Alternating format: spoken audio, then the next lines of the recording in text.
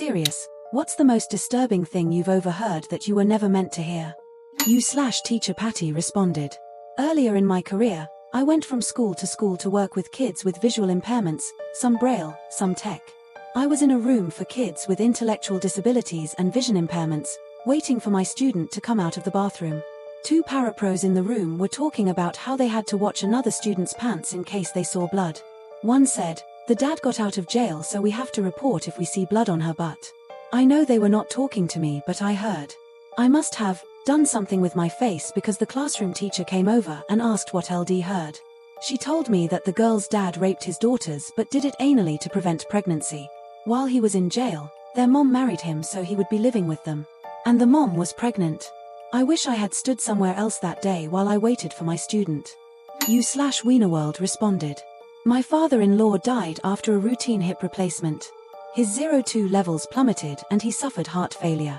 While he was brain dead in the ICU, a physician came to do his rounds, with a group of residents, and they asked us to leave the room. So we sat in the waiting area, outside the elevators. The group came out, and while they were waiting for the elevator to arrive, the doctor said to his students, "And that is why you never give Haldol to a heart patient. And that is why my mother-in-law got a $150,000 settlement from the hospital. And that is why they have those little signs in hospital elevators reminding you not to discuss patients." A semi-aquatic bird responded. Probably less disturbing, more so chilling, saddening. I overheard the conversation between my mother-father when my father decided he was going to stop cancer treatment and was ready to die. I had stopped at their house on my way back from work and a really nasty storm rolled in, so I just spent the night. My mother is pretty hearing impaired, so she speaks loudly. From the guest bedroom I overheard her say there is still something we can do. So I went and listened outside their room. It was basically my father telling her that he is tired of the treatments and just wants to go. His cognitive function had already declined so much he didn't feel like himself anymore. We all knew that this was going to happen eventually. He had received a 3-month prognosis and ended up lasting over 2 years. You don't really beat stage 4 brain cancer. So I wasn't disturbed or shocked or anything, just very sad. Erica B. Stolze responded. My great-grandmother, delirious on her deathbed, was talking to herself or a ghost, not sure, but she was saying she was sorry for not protecting her. She went on to talk about her only baby daughter used to bang her crib against the wall, and one day my drunk of a great-grandfather got sick of it and slammed her against the wall. She went to check on her and she was limp. She died 18 hours later and my great-grandfather buried her in the backyard. Edit to add, my great-grandfather was a horrible man. He stayed a drunk and beat his remaining children. 2 of the boys, including my grandfather, joined the army to escape the house. I believe he lied about his age to join shortly after his brother joined, and they both ended up in Vietnam. My grandfather was a POW and received a Purple Heart. They were both lovely men despite their upbringing and their trauma from war. My favorite great-uncle, Henry, lived in a single-wife trailer along the river. The outside was lined with those big chest freezers, and he would hunt big snapping turtles and put them in those freezers with no lid filled with water until the turtle man came to buy them. He would also fill his bathtub with little turtles, probably to sell to pet stores. IDK, he also smoked a lot of weed and was the friendliest man I ever knew. Darth Randall 316 responded. My mum would usually have her friend over most days and they would sit in the kitchen and talk for hours. Mum's friend was not so recently divorced and was always talking about guys she was seeing on the regular. The dining room table where they'd sit and talk was right under my bedroom, and LD always drown out their conversations with my stereo or TV. One day I was doing homework and could hear them talking.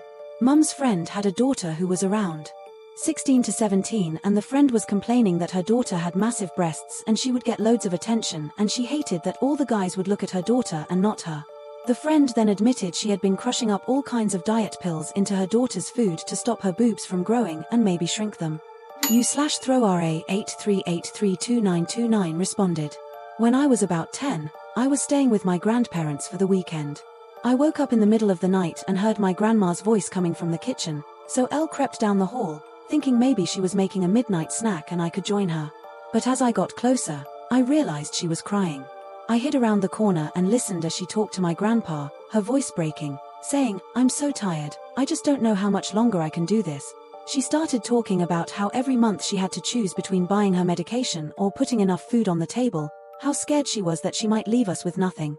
She whispered, "They don't even know we're barely holding on. I had no idea what she was going through, and hearing her so scared and vulnerable broke something in me. As a kid, I always thought of her as this strong, unshakable figure. But that night, I realized how heavy the weight was that she'd been carrying alone, and how much she had hidden from me to make my world feel safe. To this day, I still remember the sound of her voice and how helpless I felt. I think a part of me grew up in that moment, realizing how sometimes the people we rely on are the ones most in need of someone to rely on. U/SunsetandMiv31NS responded. I'm a 911 dispatcher. Once someone's phone had auto-called 911, due to holding down the lock button, and I answered it. I could tell that the phone was in a pocket, but I could still hear talking. The man that had called in was describing someone he had raped in excruciating detail. For the sake of the victim, I am not going to go into detail on that, but it was very hard to listen to. Furthermore, he also listed his intentions after the fact. It's one of those where for my job it was important I heard it and that it was on a recorded line, but it still just was insane the detail he went into about it. He was bragging about it to someone, and when he realized he had called 911, he panicked and fled before cops got there. He also gave a fake name. Not sure if he's been caught yet. U/Shorgy1115 responded. At the laundromat with my mom and one of her close friends, playing with the equipment while they talked to each other and waited for the laundry to finish. They didn't realize I was just around the corner of the machines, listening to their conversation as I played. I wasn't listening on purpose, it was just one of those situations where they were within earshot. My mom started telling her friend how when she told her mom and dad, my grandparents, that she was pregnant with a black man's baby, they offered to pay her for an abortion. They tried to convince her to get one, but thankfully she didn't. I was her first and only daughter. My grandpa has since passed away, but he would always say that I was his favorite grandchild. My grandma, who is still alive and well, loves me very much. And I love them both as well. I'm very glad that they didn't keep that mindset after they met me. U/Poppy_Bo0735 responded. My dad is one of those big strong men, who I have never seen cry once. About 10 years ago, my cousin committed suicide. She had been diagnosed with MS at 21 and was going downhill quickly. She was found by her boyfriend who called her dad, my uncle. My uncle and my dad had a massive falling out over a business they owned together when I was a kid, but he still called my dad when it happened and asked him to come. A few weeks later, I overheard my dad in absolute hysterics talking to my mum about how the police left my cousin alone in the backyard while they were inside talking to the family, so he went and sat with her body until the coroner got there. I think he still has nightmares. It also made me realize that my dad is not as strong as he likes people to think. He's human. Also, I still can hear my aunt screaming as my cousin's coffin was lowered into the ground. U/Based Intellect responded. My mom is a bipolar narcissist, but through all of the physical and emotional abuse she subjected me to growing up, I always maintained the belief that deep down, underneath it all, she was my mother and she loved me. That was until one particular argument when I was 15 years old. And the argument was so inconsequential that I don't even remember what we were fighting about, but at its peak I decided to remove myself from the situation and told her I was going to walk over to my friend's house. A minute into the walk, I realized I forgot my phone at the house and quickly doubled back.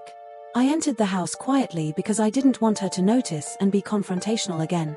I grabbed my phone, and just as I was about to walk out of the door again, I noticed I could hear her crying from across the house in her bedroom.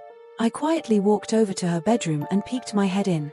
What I saw and heard still affects me to this day. My mom was on her knees in her walk-in closet, facing the wall with her back to me. She was sobbing with her hands in a prayer position, begging God that I die. But it didn't just stop there. She was specifically asking him for me to die in a car accident. And I had just started learning to drive. She knew my best friend's older sister was taking me to a local empty parking lot on the weekends and helping to teach me how to drive in preparation for my driver's permit. This was the day that I accepted that my mom doesn't truly love me, at least not like a mother should. U/Deception responded. My answer is gonna break your premise because we were absolutely supposed to hear it. I mean, no one ever should have heard it, but CC made damn sure we all did. Late 92, Boot Camp, Orlando, Florida. Homestead, Florida had recently been decimated by a hurricane. Company is at parade rest in the barracks, waiting to be relieved so we could prep for bed. Someone is crying. Sailor's eyes darting around the room. No one sure what's going on. CC comes screaming out his office, who the fuck is crying in my barracks? No one answers, but you can hear him zero in on the target. CC, why the fuck you crying, boy? Sailor, I wanna go home, sir. CC, where you from, son? S, Homestead, Florida, sir. CC, well shit, son, you ain't got a home to go. The entire barracks gasped. I did manage to get the CC in some trouble later, but for an unrelated matter. Don't think the kid made it out of boot. Coldest shit I've ever heard. You/deleted responded.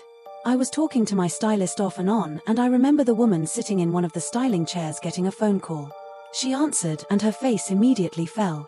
Then she began to cry. We all thought someone close to her had suddenly passed away, but we were wrong. She told the other person on the line she was on her way and hung up.